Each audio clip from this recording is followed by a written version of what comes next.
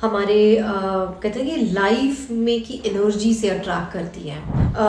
कोई भी नारायणी सेना के डर से किसी ने भी आज तक मतलब उस टाइम तक द्वारका पे कभी भी किसी ने आक्रमण नहीं किया था कि क्या इतने सारे लोग इम्पोर्टेंट है या सिर्फ एक इंसान बहुत इम्पोर्टेंट है। और फ्यूचर में भी ऐसा कभी नहीं होगा, भविष्य में भी ऐसा नहीं होगा कि हम में से कोई नहीं रहेगा। और जैसे चलती जाती है, जैसे जैसे बॉडी खराब होनी शुरू हो जाती है तो वो सोल निकल के दूसरी बॉडी में चली जाती है। नहीं उठाया, नहीं उठाया, नहीं बात करी, नहीं बात करी, उसे नहीं मुझे बुलाया, नहीं बुलाया।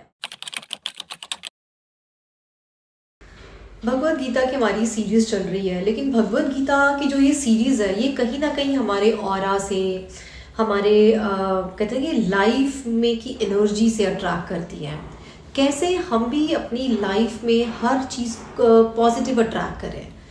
जैसे कि जब ये युद्ध हुआ था महाभारत का युद्ध, तो महाभारत का जो युद्ध हुआ था उसमें क्या था कि अर्जुन को तो मिल गए थे जी भगवान श्री कृष्ण, है ना, और दुर्योधन को मिली थी जो है भगवान श्री कृष्ण की नारायणी सेना। और जबकि अर्जुन को दुर्योधन को लग रहा था कि नारायणी सेना मिली है तो मतलब मैं तो मतलब जीत गया, बिकॉज नारायण की जो नारायणी सेना है उसने तो आज तक वो कभी डिफीट ही नहीं हुई है। उसने कभी भी कोई ऐसा युद्ध नहीं है जो उसने कभी हारा ना हो उस नारायणी सेना ने, क्योंकि कोई भी नारायणी सेना के डर से किसी ने भी आज तक मतलब उस टाइम तक द्वारका पे कभी भी किसी ने आक्रमण नहीं किया था भगवान कृष्ण की नगरी पे। क्यों? सबको लगता था कि भैया हम तो हार जाएंगे। तो दुर्योधन को ये था कि मैं अगर नारायणी सेना को ले लूंगा तो मैं तो जो ये युद्ध होने वाला है ये तो मैं जीत ही जाऊंगा।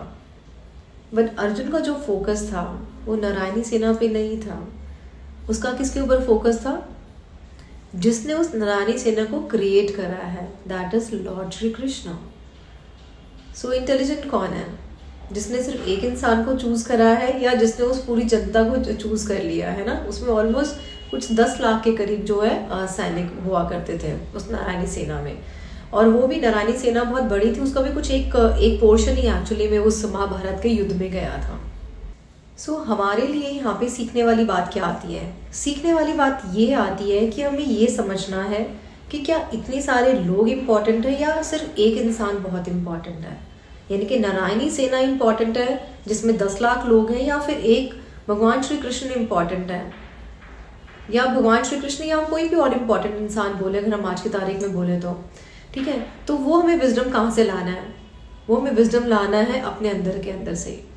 अंदर के अंदर से मतलब है कि जैसे भगवान श्री कृष्ण ने एक श्लोक बोला है भगवत गीता के 2nd चैप्टर में ही 12th वर्स में, कहते हैं न त्वे वाहम जातु नासम न त्वम नेमे जनाधिपा न चैव ना भविष्यामः सर्वे वयम अतः परम। वो कहते हैं कि never was there a time when I did not exist nor you and nor all these kings and nor in the future shall any of us cease to be. वो कहते हैं कभी भी ऐसा टाइम नहीं था कि मैं ना रहा हूँ या तुम ना रहे हो या ये समस्त राजा ना रहे हो, और फ्यूचर में भी ऐसा कभी नहीं होगा, भविष्य में भी ऐसा नहीं होगा कि हम में से कोई नहीं रहेगा। यानी कि हम सब एग्जिस्ट कर रहे थे, कर रहे हैं और करेंगे। बट हमें तो लगता है कि हमारी तो एज ये वाली है, this is our date of birth और ये मेरी मैन्युफैक्चरिंग डेट है। सो एग्जिस्ट कर क्या रहा है? क्योंकि ये तो बॉडी है, ये तो खत्म हो जाएगी, है ना। तो एग्जिस्ट कर क्या रहा है? एग्जिस्ट कर रही है सोल, आत्मा।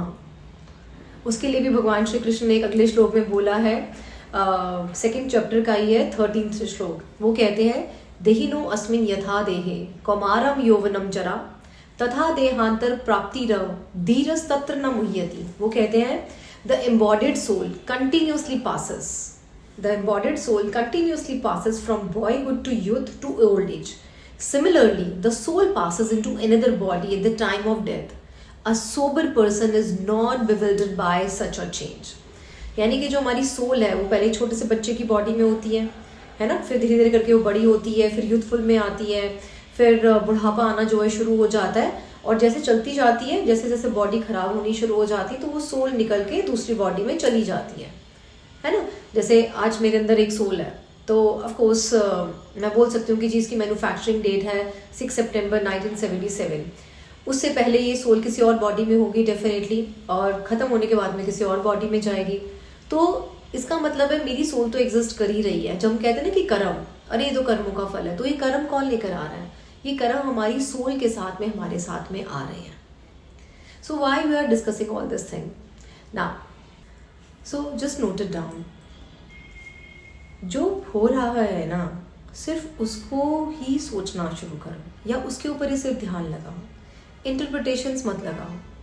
उसने मेरा फ़ोन नहीं उठाया, इसका मतलब ये है, उसका मतलब वो है, उसका मतलब फलाना है. उसने मुझसे बात नहीं करी, इसका मतलब ये है, उसका मतलब वो है. हम कितनी सारी इंटरप्रिटेशंस लगाते हैं ना. Stop all those. नहीं उठाया, नहीं उठाया. नहीं बात करी, नहीं बात करी. उसे नहीं मुझे बुलाया, नहीं बुलाया, है ना. Stop doing all these interpretations. उससे क्या होगा, आपका ध्यान जो है इतनी सारी जगहों पे जो जा रहा है ना, इंटरप्रेट करते करते करते करते ये जो है बंद होना स्टार्ट होगा. और उसके बाद में ध्यान कहाँ लगेगा, सिर्फ अपने ऊपर. जब आप अपने ऊपर ध्यान लगाना शुरू करोगे ना, आपका ऑरा इंक्रीज होना स्टार्ट होगा. And I guarantee you, you will bring changes and you can see changes in you in the next 21 days when you stop interpreting. मेरे हस्बैंड मुझसे बात नहीं कर रहे हैं, मेरी वाइफ ये नहीं कर रही है, मेरे बच्चे और मेरे हस्बैंड की लड़ाई हो रही है, या मेरी और मेरे हस्बैंड की लड़ाई हो रही है, मेरी मदर इन लॉ ने आज ऐसा कर दिया वैसा कर दिया. इसका मतलब ये है. मतलब तो मत ही निकालो किसी भी चीज़ का. जिस दिन आप लोगों ने मतलब निकालने बंद कर दिए ना किसी भी चीज़ के, लाइफ बिल्कुल सॉर्टेड है और आप बिल्कुल सॉर्टेड है आपका. उसके बाद में जब आपका फोकस अपने ऊपर होना स्टार्ट हो जाएगा तो उसके बाद आप अपने आप को समझना शुरू करोगे. क्योंकि अभी हम दुनिया को तो समझ लेते हैं लेकिन खुद को नहीं समझ पाते हैं, है ना. तभी तो इतने परेशान रहते हैं ना. आई गारंटी हूँ जिस दिन आपने अपने आप को समझ लिया ना, आप दुनिया को समझना बंद कर दोगे. क्योंकि आपको खुद में इतना मजा आना स्टार्ट हो जाएगा. अभी हम खुद को नहीं समझते इसलिए हम दुनिया को समझने लग जाते हैं. तो stop doing this my dear. जिस दिन आपने खुद को समझ लिया तो आपको समझ में आ जाएगा कि मुझे नारायण को चूज़ करना है या मुझे उसकी नारायणी सेना को चूज़ करना है ना. नारायणी सेना फिर भी हार गई थी, नारायण तो जीत गए थे बिकॉज नारायण वॉज देयर.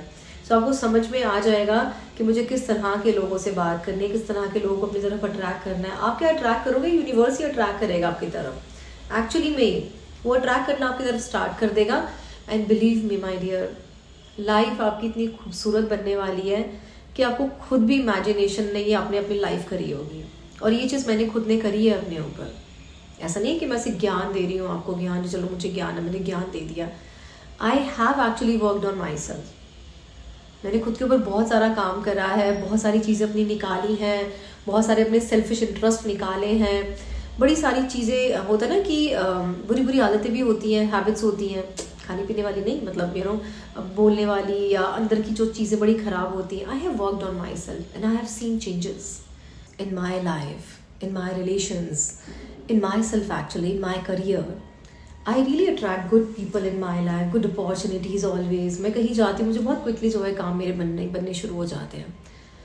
तो जो भगवद गीता में भगवान श्री कृष्ण ने कहा था ना 12 श्लोक में और 13 श्लोक में, उसका मतलब क्या है कि हम तो एग्जिस्ट हमेशा ही कर रहे हैं ना. तो अपने कर्म अच्छे बना के रखो ना, अपने ऊपर ही फोकस करो, दुनिया के ऊपर मत करो फिलहाल. क्योंकि आपके रिलेशनशिप चेंज हो जाएंगे अगले जन्म में, है ना. जो आपका हस्बैंड है वो कोई और होगा, जो आपकी वाइफ है वो कोई और होगी, जो आपके बच्चे हैं वो कोई और होंगे, जो आपके आज माँ बाप हैं वो कोई और होंगे. I am not saying that ignore them, I am not saying that. अपने फर्ज सबके साथ में पूरे करो. जो भी आपकी ड्यूटीज़ हैं वो बेस्ट करो. वो कितनी ड्यूटीज़ हैं हमारी, 10, 20, 30%, बाकी 70% सिर्फ हमारे लिए टाइम. और वो हम सारी बकवास में लगा देते हैं. बकवास में मत लगाओ, जस्ट फोकस ऑन योरसेल्फ. और फोकस हमें कैसे करना है, फॉरगिव द पास्ट. जो भी पास्ट में हुआ है उसको फॉरगिव कर दो. प्रेजेंट में आप माइंडफुल रहो. माइंडफुल मतलब खा रहे हो तो खाने पे ही आपका फोकस होना चाहिए. किससे बात कर रहे हो तो बात पे ही आपका फोकस होना चाहिए, राइट. आप नहा रहे हो तो नहाने पे ही अपना फोकस रखो. सो पास्ट को आपने फॉरगिव करना है, प्रेजेंट में आपने माइंडफुल रहना है, और फ्यूचर के लिए आप क्या करेंगे, यू विल अट्रैक्ट मैनिफेस्टेशन. सो 2025 नया नया स्टार्ट हो गया है. एक येलो पेपर लो, रेड पेन से उसके ऊपर आपने जो भी लिखना है अपनी डिज़ायर्स लिखो कि मैंने ये सब अचीव कर लिया है. फॉर एग्जांपल आप खड़े हो 2026 में, 2026 की आप 1 जनवरी को खड़े हो, तो आप अपनी किसी फ्रेंड से बात करो तो आप क्या बोलोगे कि अरे यार मार्च में ना मैंने घर बना लिया था, मार्च 2025 में, और भैया बहुत बढ़िया घर है मैंने ऐसी जगह पे लिया. अरे मैंने सितंबर में तो मैंने अपनी मेरी शादी भी हो गई थी, है ना, और मेरी वाइफ ने फलाने फलाने दिन कंसीव भी कर लिया था, है ना। जैसे हम अपनी पास्ट की बात बता रहे हो किसी को, इस तरह से आप एक येलो पेपर के ऊपर रेड पेन से लिखना स्टार्ट करो कि आप अपनी किसी फ्रेंड को सारी बातें बता रहे हो कि कौन सी डेट को क्या हुआ, और इस पेपर को रोज एक्चुअली अपने मेडिटेशन के टाइम पे अपने साथ में रखो और भगवान को बोलो, उस नारायण को बोलो कि इस पेपर के अंदर में सारी एनर्जी डालें और इस पेपर का लिखा हुआ एक एक शब्द पूरा करें, और ये होगा। सो गाइस, ये हमने सीखा है, हमने क्या बल्कि जो मैंने सीखा है सेकंड चैप्टर से, कि हम हमेशा एग्जिस्ट करते हैं, करते रहेंगे। सो अपने कर्मास को आप अच्छे करो, पास्ट को फॉरगिव करो मेडिटेशन करके, प्रेजेंट में माइंडफुल रहो, और फ्यूचर में क्या करना है, हमें मैनिफेस्ट करना है। ये सारा एसिमुलेट करके मैंने आपको सेकंड चैप्टर का कुछ चीज़ें आपको बताई हैं, कुछ चीज़ अगली सीरीज़ में मैं लेकर आऊँगी आपकी लाइफ को चेंज करने के लिए, आपके ऑरा को इम्प्रूव करने के लिए, एंड आपकी लाइफ में कुछ ना कुछ मैनिफेस्ट होता रहे हमेशा अच्छा। सो गाइज, और मेरा यहाँ पे एक वीडियो भी है, उसका लिंक मैं भी डाल देती हूँ मैं इसमें भी, 2025 का विजन बोर्ड आप कैसे बनाएं। So don't forget to follow that video as well. 1 घंटे का रील होना, 1 घंटे का वीडियो होना चाहिए वो।